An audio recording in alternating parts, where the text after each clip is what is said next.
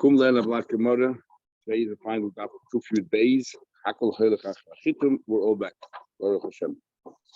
We're up to the bottom of Kufyud Aleph on the Beis, very bottom of the page. Amar Shlaki, 2 lines in the bottom. Amar Shlaki said, "Lididi Chazili, I once saw Zovas Chalav Dvash Shel Tzepodi." I once saw, as so it's been the whole time, a land of flowing milk and honey. So I saw with my own eyes flowing milk and honey in Tzepodi. Shitzer Milin Ashitzer Milin, and the area that was flowing was 16 kilometer million by 16 kilometer, so almost a kilometer, for 16 by 16, large shetach of land. Amar Rabbi Chana, Lididi Chazili, Rabbi Chana said, I saw, and Zovas Chod Vasha Kolat Yisrael. He only saw to the region Tzepodi. I saw the tide Yisrael. The area, the distance was like these two areas, from the Bay Michsi to Akra Tubenik. And how much is that? Chov based parse, a parse is 4 mil. So it's 88 mil urcha, the length by upushi, and the width is shitza parse 24. So it's 24 by 88. Some mathematician working out how many square kilometers that is of flowing in milk and honey. Milk is milk of goats, and honey is honey of dates. And Chelbay, Rabbi Vida, Rabbi Yosef Bechanina, Lahu Asa, they once came to this place. Isaac Kamai, they brought before them a parsik, a peach. The Havik Ilfus was like the size of a frying pan of Kfar Hinun. And I guess they were noted for manufacturing frying pans or having a lot of frying pans. The Ilfus Kfar Hinun Kamahabit, how large is the frying pan in Kfar Hinun? Hey, soyim. It was a measure of 5 saw. I saw 6 carbs, so it's 30 cup. How you compute that into our liters, I'm not sure. Ochlu shlish, it was too much, so they only ate a third of it. The hifkira shlish, and a third of it, they just said anybody wants, come and take it. And v'nosan the behemter shlish, and they had enough to give another third to their animal as fodder. The Shana the following year, Ikla Rabbi Lazar came to the same place, and the ice of the Kamai, they brought peaches for him, and yet not to the other. It shrunk. It shrunk to the extent that he can just put the place of peach in one hand. But Amar, so to explain that, he used the pasuk Eretz Pri Lemalecha, a land that was fertile, that they produced fruits, became Malecha, they became arid and no longer fertile. No, why? But Meiras the behavior of the people were bad who lived over there. Shubalevi Ikla Legabla. Shubalevi came to Gabla, to a place called Gabla. Chazino, he saw the Hadi. He saw these clusters of grapes that had a kind of ke'ilah. They looked like they were so big. They looked like a can from a distance. Omar, he turned to his host. I see calves there amongst your grapes. You better get rid of them because they're going to eat up all your grapes. Omar, they said to him, those are clusters of grapes, and they just from a distance they appeared to look like a can. Omar, he says, these hosts were all no good. So he said, Edits. He davened. Take your fruits and bring them in. Who are you producing wonderful fruits? These are that they stood against us and caused us to sin. The Shana the following year, I give it a Shumalek. The following year, Chia came over there. Chazina, you saw that became easy. They shrunk a little bit, no longer the size of a calf, the size of a goat, which is smaller than a calf. Omar, he thought, easy ben akfanim. I see goats there. He's around between the vine, the vineyard, the vine. I'm Zil, get out of here quickly. We don't want to say exactly. Don't do us like you did. Your friend did to us. So they recognize that clear. I'm sure the ladies want to cause them to shrink. Tanaman, we learn we're going to learn about Basra that you're not allowed to export any fruits from Yisrael to Chutzlah, which in fact is a big shiloh, which very few people want to talk about. How you're allowed to buy Israeli. We'll learn about Basra. I think so. It talks about you're not allowed to sell your fruits to Chutzlah. And but you can see here why, because it's not stamp fruits. There's something called the Yeshiva Yisrael. Easy because the fruit is special quality, and we want to maintain it for ourselves. Even in Israel itself, for people that are not deserving, we don't want the fruits. They should enjoy the real benefits of Israel. What are the head like Jaffa oranges and all that is? What they said it was chila planted for export. By Sregim, I'm not sure.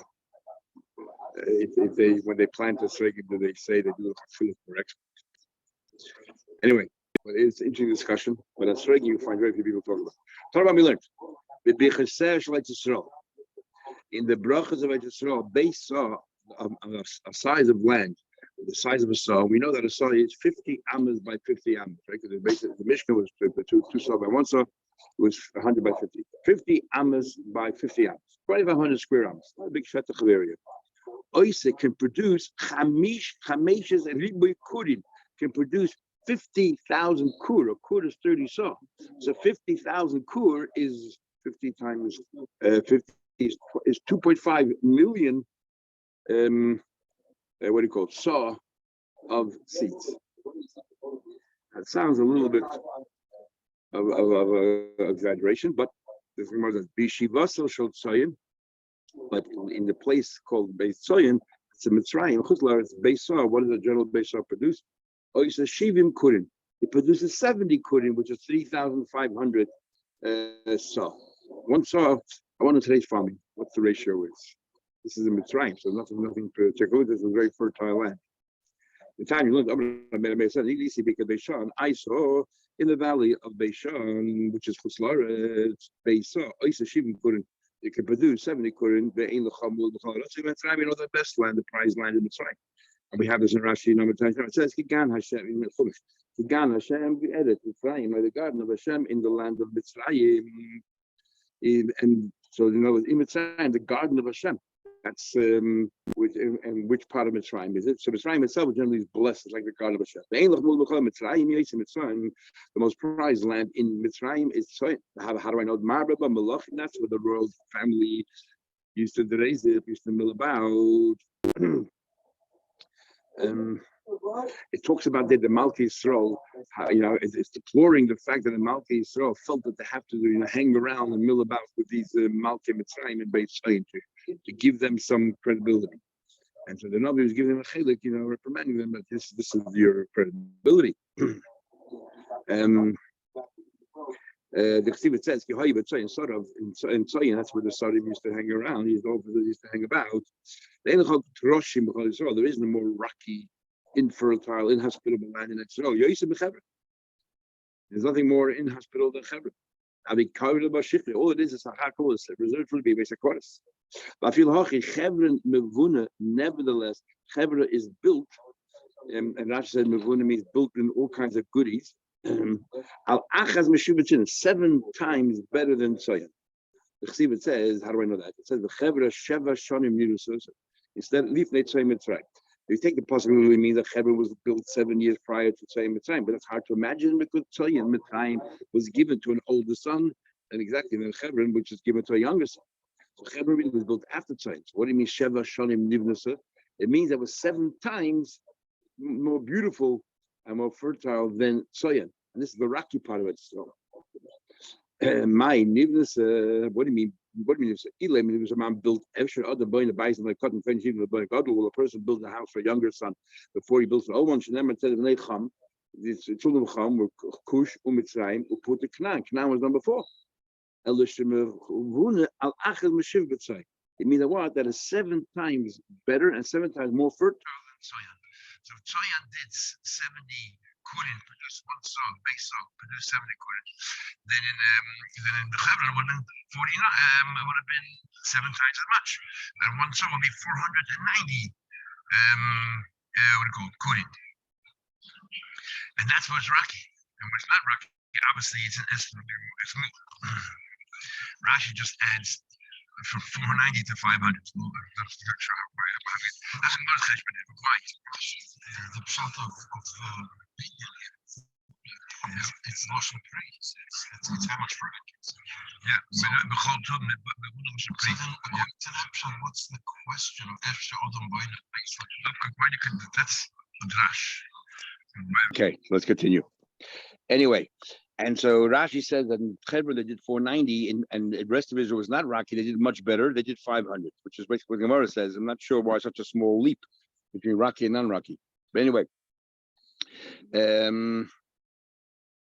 Sorry. 490 is only in the rocky part. Not the rocky part. It was 500. The Hani Mili should live with it. That's the whole, yeah, it's very, I don't know. The whole Israel is basically rocky. The Hani Mili should live with it. That's when it's not in brachas. When the Abisha gave a bracha to Yitzchak, see by Yizra Yitzchak be'eret tahid, the Abisha Yitzchak meir sha'arim 100 times. So 100 times 500 is 50,000. That's how we got the cheshbon of 50,000 kur. Time you learned, Amr Yesi saw Yehuda, one saw in Yehuda would produce 5 saw, break up as follows. Saw kamach, saw of the regular flour, it's the first lot that went through the sieve. Saw soilers, then we have the fine flour. What they did was they had the first lot of flour that went through the sieve, and then they because then it's pretty thick, and then they reground it again, and then you have soilers, which is the very fine flour. Then kemach, soilers, subin, and then you have the bran. Then you have mursin, which is which will come later. Yeah, all the big pieces, and then kiburi, which is you make black bread out of, and that's like the very rough flour. So out of one saw, they produce 5 different kinds of flour. I'm going to look at Rab Chanina. Let's look at Rab Chanina. That is very nice that you guys praise the land of Israel. This Lucas said, my father left me behind a saw. From that one saw, we produced. I made oil. From that one saw, I made wine. And from that one saw, I made. I'm not sure what ibur is. I think grains. Mimena kidneys, so there I made legumes, and mimena royes miknasin. There's still sufficient fodder for my cattle. Amlehu bar Amira. One of the people from Emoidi said, I just saw one of the Israelis. Hi, he told her they came out good to the yard, and this particular palm tree that's standing right next to the yard. Tell me, how many dates were you able to pick from there? From one palm tree, I was able to pick 60 kurim of dates. Remember, we learned there was an abundant supply of dates in Babel. And he wondered how come they're not bigger Tamid Chamim, and then at one night eating, he wondered how they were looked at all because he sat in the toilet all night.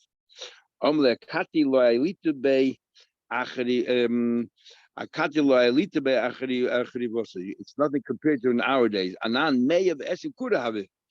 We were able to cut off. Interesting, because an Amoidi, yeah, but Amoidi had it so was before the Eden took over. Maybe. I'm just telling you from one side. You think you had more? But come to the end, they were even. There's no Milo Chson. The Milo Eden. I'm not kidding, but it says in Pasuk, the Etluch, I will give you Eretz Chem, the land of the desire, Nachala Tzvi, the portion of a deer. What do you mean Tzvi? Why is it so compared to a deer? Let me tell you, Mat Tzvi, what do you know about a deer? Once you flay the skin, once you remove the skin, you cannot put it back. Once you cut all the paytas and you want to put it back in its soul, you can't put it back in. It is so fertile. Another pshat, Mat Tzvi zeh kal mikol hachayis, most nimble of all the animals. It's the most nimble. The vachlas paytas it produces fruits the quickest. You know that venison meat. In fact, I remember I wasn't here at the time, but Noble Kunski told me that he once shechted a deer here in Melbourne, and everybody bought, and everybody complained haloshes because no one know how to cook deer. They cooked it like they cook normal beef. It's very lean. You see right here, it's not fatty meat at all. It's very lean meat. Af ejazol kala levashel. Ejazol also is very lean. Ain't played a shmanis. We would have thought. That is, it's very lean and there's nothing fatty. That is flowing with milk and honey. Now this is very interesting. This is the first time that we actually take the word zov and chol dvash and say it's not literal. Before in the beginning of this Gemara today, we learned how literal it was. You saw this set, and I was saying no, it's a general description that everything coming out of Israel is just like milk and honey, which is sweet, and milk, which is sort of fatty. Full cream milk. That's how everything that Yisrael is produced is like milk and honey. But it's a new pshat. Rabbi Elazar came saw Israel when he went to Israel. Omri said, "Paltili," he would say, "Paltili mechadam." I was just rescued. I was just saved from one of the curses in the Torah. In the Torah, kisamchu when he gave me smicha, Omri paltili metarti. Now that I got smicha in Israel, I'm spared two. Kolos in Israel. Ki aisvu beside Iber when they let him join. When Rabbi Elazar then joined the committee and was working out the cheshbonus about Iber and all that. Amar palpli mitlas. Now it's three. Remember it says, "Yodi el anavim." It says the pasuk, "My hand was together with Navim." These are the false Navim. Hachayzim shav. They say all these terrible things, and the three punishments are beside Amila Yiu. They're not going to know the secrets of my nation. So the Iber. The secret of the nation is this is our chachahi chachmaslam and banatchem. We say that's talking about how to make it iber, how to work out the chadoshim and the years. Ubiksav beis Yisrael they will not be recorded in the writing of the Edens. The smicha. So even in those days, even though we learned in Sanhedrin, smicha, they put the hands in them. Even those days, they also had a piece of paper that says smicha on it. And admas Yisrael lo yavo kamashmoy, and you won't arrive in Yisrael. And now all three things happened to me. I'm here.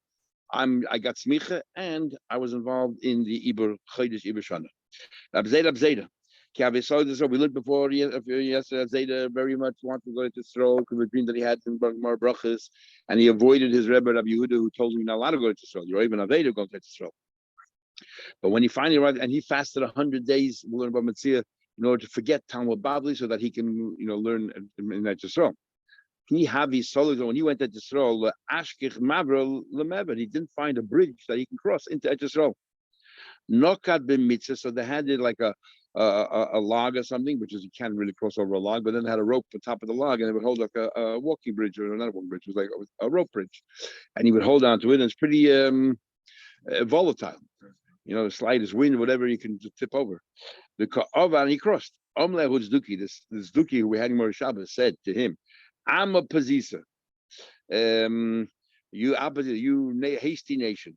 The kadmisu pumaychelud naichu. Your mouth runs faster than your ears, or your mouth works ahead of the ears. Because you said Nasa Kain Nishma. He's akati. See, you guys still have the same risk taking. You don't think things through. You know how dangerous it was what you just did. So when he used this expression there, he talked about Bechal Torah mitzvahs. Here he talked about a particular event, nothing to do with Torah mitzvahs, just the behavior of a yid. That's how we are. We're very full of alacrity. Amalei duchte de Moshe va'Aaron lezochela, ano mi yema de zachinela. A place with Moshe and Aaron themselves. They did not be able to make it, and who said I'll make it? So therefore, I decided to run in. I had no time. I'm not going to go look for another way, go walk miles here, miles there to find a proper bridge. The moment I had an opportunity to go to Yisrael, I crossed the yard and I went to Yisrael. When I was not in Yisrael a month and a half ago, they took us to a place which they claim is exactly the Eden crossed the yard, and they take it in the middle of nowhere. Yeah, but it's a place in the middle of nowhere, and the width of the whole yard is probably the size of this room. Could have just walked across. And you have to make this whole nest with the splitting of the yard. Anyway, so Rab Abba, the Gemara, this entire Gemara is talking about the beauty of Yisrael, gas from the Ruchnis. Rab Abba, and then so it's interesting. The next piece of Gemara. Rab Abba Menashe Kippur Rab Abba used to kiss the rock, the boulders. As soon as they came to Yisrael, you see sometimes people arrive at Yisrael, they kiss the ground that they come to. Kiss the rocks of Yisrael. Of Aku. Aku, the Gemara Gittin will learn in the beginning is actually considered Chutz La'aretz. Aku is only Yisrael as far as Gittin is concerned, because Eidim Mitzuyim L'Kaim, the first mission in Gittin, but Taisa there and says, and actually he brings that here as well, that Aku, half of it was Yisrael and half of it was Chutz La'aretz, and therefore this is the part of Yisrael that he kissed. Rabbi Chanina Mesaka Mishka Chanina personally would fix the roads in Yisrael so that Yisrael should be perfect. Rab Asi, Kaima, Mishimshul Tula, they sat and they were giving a share, and the sun was coming and it was very, very hot. They would go into the shade. Why? They didn't want anyone to go ahead and have any criticism about Yisrael. If they were in the shade and it was cold, they would go into the sun. They shouldn't say a negative word about Yisrael. Imagine throwing rubbish in the streets in Yisrael. Let's proactively do it the other way around. And Rashi says, so nobody should have any tiness about sitting yeshivas Eretz Yisrael. He would not just kiss the ground; he would roll in the dirt. It says, they wanted the stones and they would rest in the sand, in the dust itself. So it's very odd, this Gemara here. And I remember there's a section that about this, and I don't remember to explain, but it's very odd. Talking about all the compliments of Eretz Yisrael, and then the Gemara says, Amar Abzeda. The same Rab Zeda who couldn't wait to get to Eretz Yisrael. And he went across, he risked his life going across this, rope bridge. Amar Rabbi Barabba Doy Sheben David Ba Kateregov Tamcham. Tamil Chamim, sorry, actually the next Gemara. The Amida Chamim are gonna suffer. What do you mean? The generation before Mashiach comes, there'll be a kitrug against Tamidei Chachamim. People are going to not have any more derech for rabbis and Tamidei Chachamim, and they will constantly criticize their rabbis. Not just once. There'll be one cleansing after another cleansing. It'll be excruciating, the criticism against Tamidei Chachamim. So it says in the pasuk, that only a 10% will remain, and then they'll come back at 10%, and they'll also get destroyed. Talking about the reputation of Tamidei Chachamim, as we're learning right now. Tani Rabbi Yosef, they'll be plundered and plundered and plundered.